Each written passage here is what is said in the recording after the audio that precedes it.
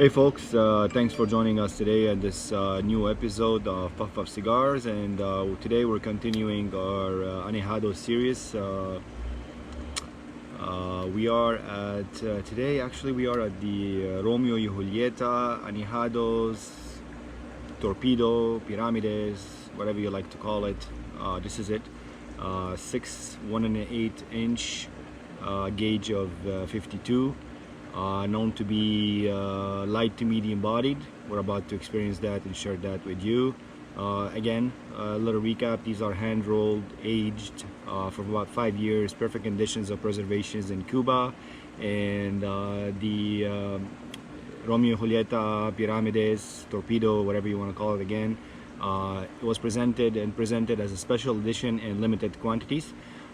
That's what makes them unique. So a little bit, you could see a little bit rough wrapper, but there's a bit of lumps also, lumpy a little bit oily on the top, and other than that, construction looks pretty good. So I'm about to light this with you folks and get on it.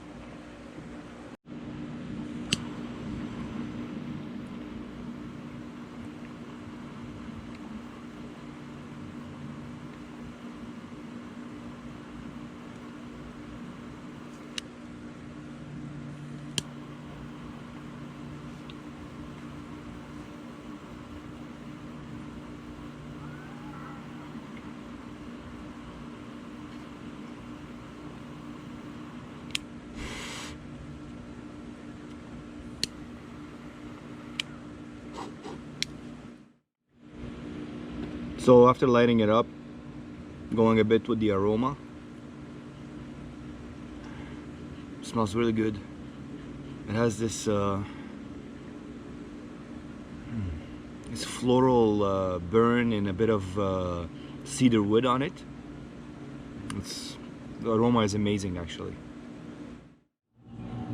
Alright folks, back with the first third of the Romeo Y Julieta Añejado. I scented the aroma, guys, when I was with you guys, and then we did the first third and we came back to you guys. I mean, you guys are used to it. I don't have to tell you that. Back to the aroma a little bit, where we could have scented this, you know, this barnyard aroma when it was light, when I first lit up the cigar. Very light bodied cigar, honestly. You do get the sense of an earthy flavor, but not a strong earthy flavor. It's just very light and mild taste that you are getting. There's also those hints of sweetness. I'm gonna say like perhaps toffee. That's the closest I could detect on it. So it has this earthy toffee, a little bit of spice, not the dominant, but just there's a little bit of spice that you'd feel. It's kind of like an aftertaste, kind of a finish, you'd say. Very light, very enjoyable, to be honest. Very enjoyable. I love the construction of that cigar. I love the way it's burning. You could see the draw, by the way. We're gonna talk about it. Effortless draw.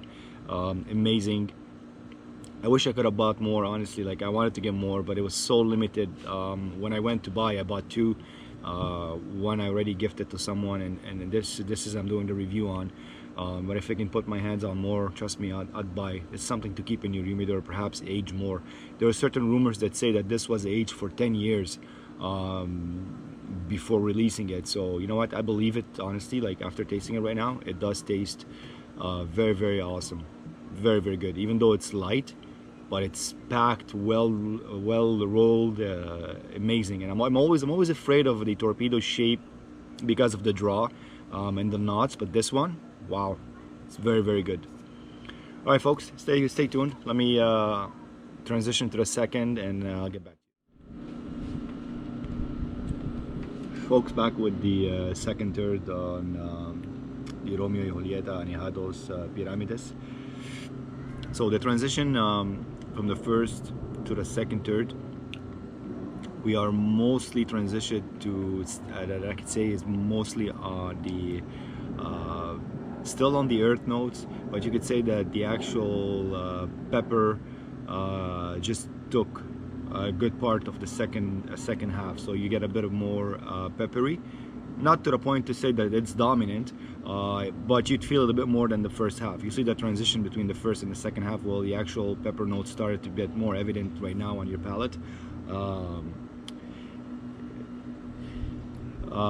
It's honestly, it's very, very enjoyable and very smooth. Very, very, very, very smooth.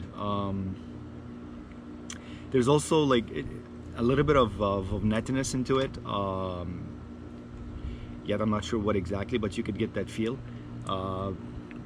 It's a little bit of complexity. That there's a couple of things that I'm not sure what exactly they are, but I'm trying to do my best to try to detect them. But these are the most like flagrant that you could say, okay, well, here they are. The earthy, the notes of pepper, a little bit of nuttiness, and also you could say right now, I'm about to hit the last third, and you could see that also there's cedar. I started to detect a little bit of cedar also to it.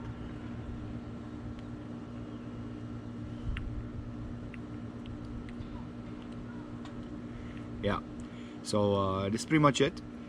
I'm gonna continue. Hopefully the last third will unfold something to finish up this beautiful vitola. Honestly, it's amazing so far. So all right, folks, back with the last third of the Romeo Y Julieta Añejados Torpedo.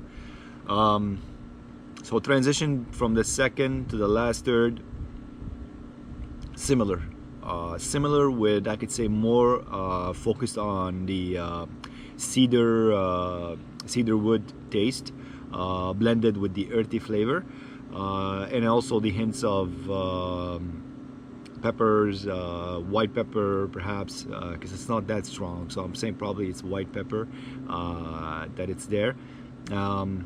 And it's pretty much it. It transitioned from light to medium bodied, and we're mostly on the medium. I don't want to say full, but you could say medium to full right now. The last third, where you can get this flavors on your palate, in your mouth, on your tongue. You can feel my mouth's a bit dry, and that's perhaps also because of the nuttiness that flavors that you get. Also, there's some nuttiness into it. But the transition was spectacular, really spectacular. No problem whatsoever in the draw. You could look at the construction, look at the ash. Very good, very good. Honestly, not to rate it from the previous three, but this so far, this I'm quite amazed by it. Like I said, I wish I had more in my humidor. So this is it, folks. This is for the Romeo Y Julieta Añejados. Pretty much A1. I have no complaints whatsoever about it. Worth it. I don't know, prices here range between 40 to 45. There is some specials going on a little bit online, some places, but this is the price here in Canada, regional price. Is it worth it? If you're not going anytime soon to Cuba, I'd say probably worth it to try one, because I've paid the same amount for other steaks, and wasn't really as worth as this. This is really worth it. Nice aged, beautiful vitola, honestly, amazing. All right, folks, hope you enjoyed it. We have one more left, which is going to be the Monte Cristo.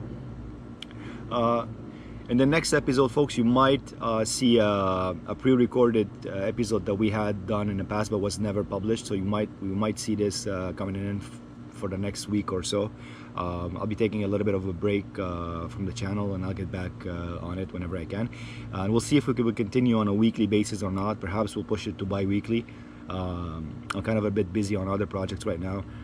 We're a bit more focused on the Middle East also a little bit right now, so I'm kind of working on 2 projects at the same time. So I'm trying to dedicate as much time as I have on my hands. Obviously there's other work. I have a job also in between, so it's a bit difficult to carry on a weekly basis on this. We'll do our best, and that's it, folks. So enjoy, and we'll see you soon.